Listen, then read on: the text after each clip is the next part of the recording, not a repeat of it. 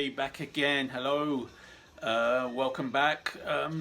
Another list video. This time listing my top 10 US heavy power metal albums of all time in reverse order. Again, only one album allowed per band to be listed, so you gotta choose 10 different bands. US style heavy metal, yes, it's a different kettle of fish compared to the European style and some of the other scenes. I don't know what it is, but I don't know, the US bands don't seem to take too much influence from the European style. The European style is much more light, much more melodic, much more happy, if you like, much catchier. And the US style is like, it's a little bit grim, it's a little bit like thrashy, little bit fixated with sort of like heaviness. It still has a lot of melody, but it's not as high, as bright. It's not as uplifting. It's all sort of like moody. It's a bit grim. I don't know if it's maybe it's just the US. I don't know. I mean, I think it might be the American way of life or the psyche, or I don't know, because European scene seems to be like much more light-hearted. The metal scene, I mean, I don't know. It's just the American scene is different, and it always has been, it seems. But anyway, I'm gonna list these 10. I like the US power metal scene, heavy metal scene a lot. I like a lot of albums. I had a good look at, you know, classic heavy metal, power metal albums of all time, really, in America. Trying to find like what would possibly make my top 10, and yeah, I came up with 10. Okay, I'm gonna do these in reverse order. In 10th place is Cage, Darker Than Black. Cage, I'm pretty sure they've almost split up. I'm not sure for certain, but I don't hear about them because the singer Sean Peck, he's now in a lot of other bands. He's in Three Tremors, he's in this band which I reacted to the other day, Death Dealer. He's in something else as well. Sean Peck is like a proper screaming power metal Halford style singer. I mean, he's a really good singer, but he can go over the top a little bit as well with the shrieking, and it gets a little bit annoying, if you like. But on this album with Cage, everything was like really cool. He sang sort of more melodically. The album is really heavy, it's really melodic, it's quite dark as well, like all US power metal, heavy metal bands. Yeah, it made my top 10. I mean, I couldn't leave it out of the top 10. In 9th place, we have, I think they're defunct, or they're in hiatus, is Twisted Tower Dire, Crest of the Martyrs. Yeah, I love this album. It's sort of epic, US heavy metal, very, very catchy, very anthemic, very good singer, Tony Taylor, who's now passed away, rest in peace. I think he was in a car accident or a motorbike accident or something like that, and he unfortunately died. So, but his vocals were really, really awesome. I mean, very melodic, very catchy. Twisted Tower Dire, at the beginning I wasn't such a huge fan. They were quite sort of raw, but on this album everything came to a higher level of execution, you know. Very, very cool album. Number 8 on the list is Destiny's End and Breathe Deep the Dark.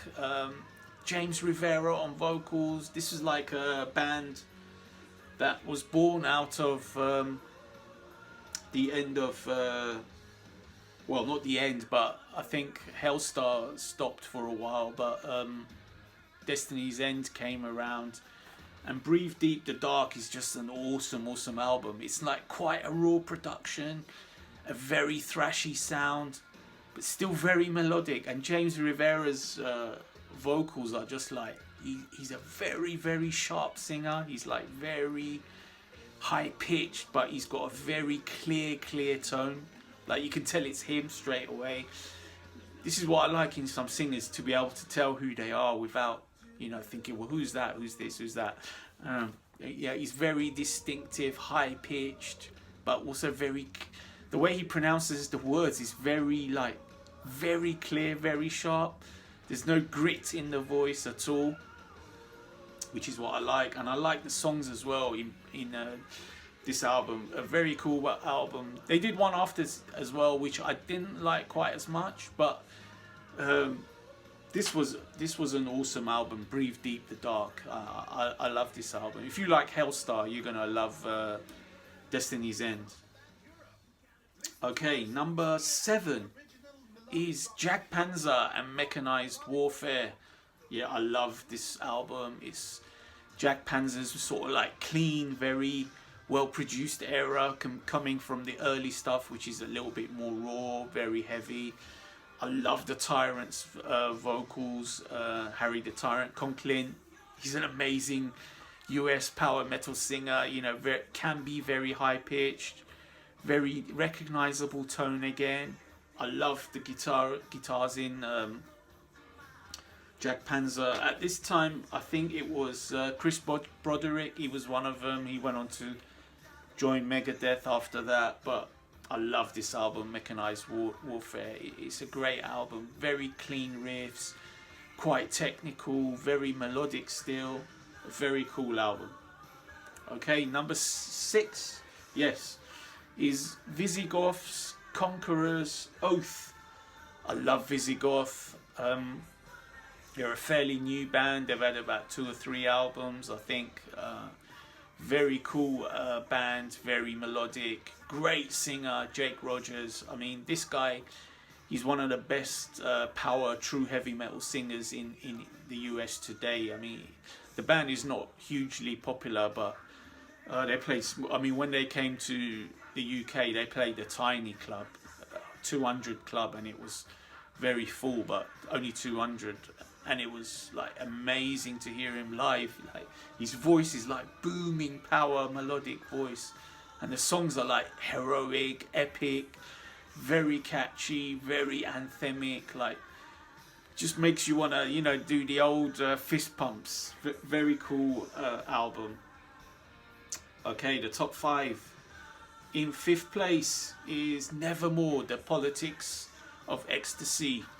Yeah, I love this album. I think it's one of Nevermore's best, if not my favourite. Although I do like a lot of the other ones as well, but I love The Politics of Ecstasy. It's sort of quite heavy, quite thrashy as usual. Warrell Dane, what can I say? Another singer who's passed from this list. The guy's got a very unique voice. It's quite nasal, but it's also very melodic, very memorable. Nevermore is a great band, very heavy as well, very crunchy. In this period they were sort of like quite thrashy, not so groovy like they would become in their latter periods. So I like this period more. It's more in line with what I like in music. So there you have it. 5th place, Nevermore, Politics of Ecstasy. In 4th place is Camelot, The Black Halo. Camelot has got a shed load of albums. I mean, they've got so much quality stuff. In this period, Khan was the singer. Khan is like, he's a godlike singer, very smooth, very clean, very memorable, great emotion. This album is probably my favourite Camelot, although they've got a lot of good albums, very cool albums. The, you know, Poison for the Poetry for the Poisoned. What else? Fourth Legacy, Epica, is it? Something like that? Or I forget the names. So many good albums, but The Black Halo for me is an awesome melodic. It's a masterpiece of an album. Yeah, it's just an amazing album. Thomas Youngblood, he's a great guitarist, great songwriter. Very cool album. In 3rd place, Icestuff, Something Wicked This Way Comes. Now, Icestuff is a band that, you know, they are like synonymous with US power heavy metal. You know, when you think of US power heavy metal, you're thinking Icestuff. You know, it's one of the first names that comes into your head. They've got so many great albums. I had to include, again, my first encounter with the band. Previous stuff I hadn't really heard, but I heard Something Wicked This Way Comes. Blown away. It's amazing. Just heavy riffs, fast ones, emotional songs. Very cool, very melodic. Great riffs, great production. Great singing, of course. Matt Barlow, you know, very still powerful.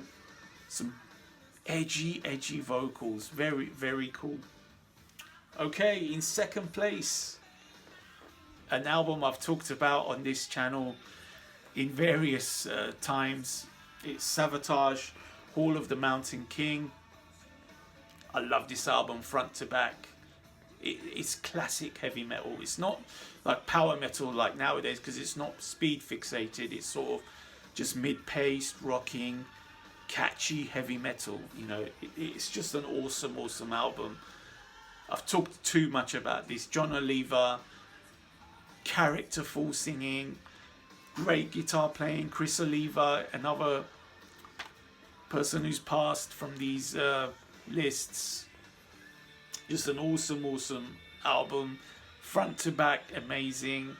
Title track is my favorite, one of my favorite songs of all time. Amazing.